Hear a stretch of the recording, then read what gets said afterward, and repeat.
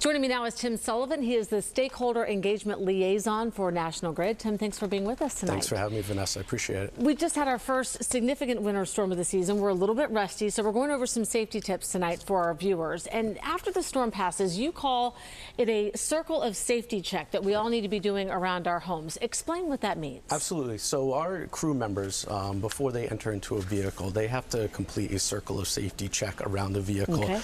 And I encourage our customers to do the same thing, especially right after a winter storm. Make sure that the home exhaust vents are clear of ice and snow. Yeah. Also make sure that there's a clear path to our natural gas meters.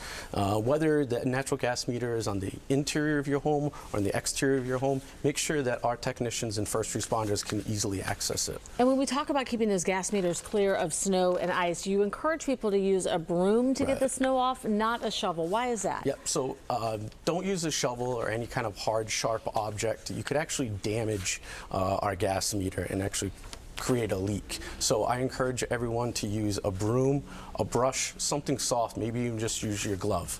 Good advice there. And we always are reminding people during these snowstorms to check on their elderly neighbors, but you are reminding us to do this after that storm passes as well. Yep. Be a good neighbor.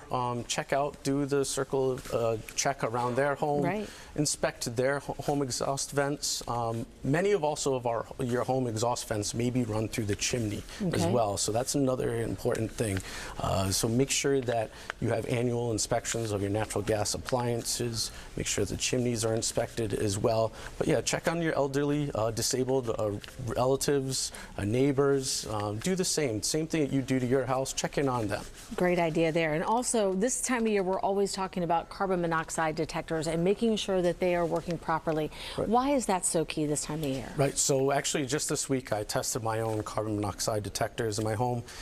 Every floor of your home and your business should have a carbon monoxide detector.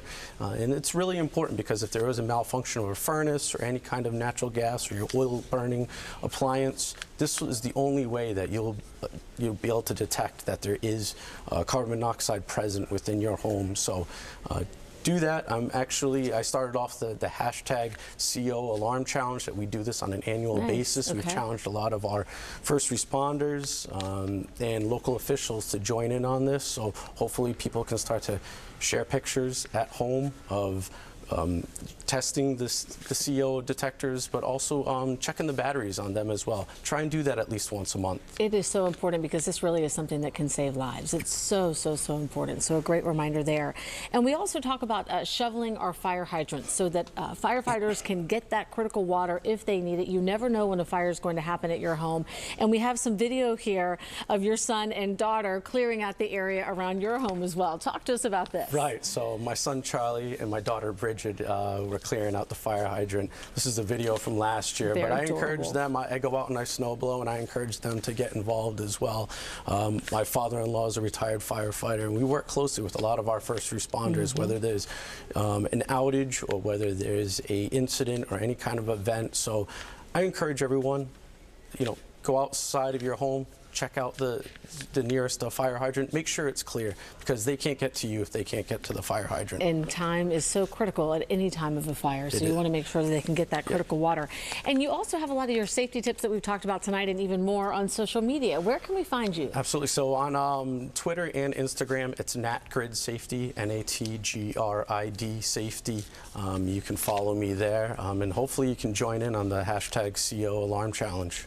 Tim, that is such an important challenge that you are doing for folks. I know that it's going to save lives out there. Thanks so much for the work that you're doing and for being with us tonight. Appreciate it. Thanks for having me. Take care.